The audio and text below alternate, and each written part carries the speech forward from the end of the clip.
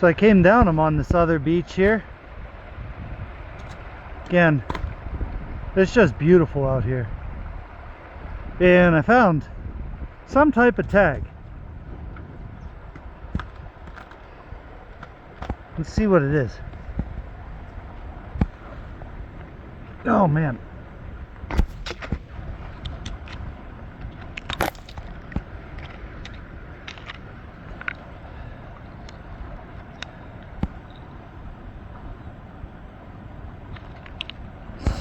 Looks like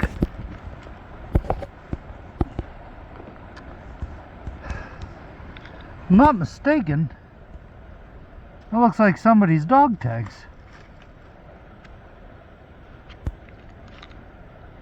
I'll get the dirt off of it real quick here. Some type of tag, M. Scott Keiko.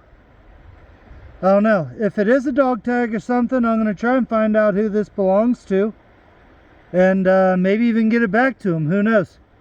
I'll see if there's anything else around that might tie in with this, but I don't see anything. It was just right in here.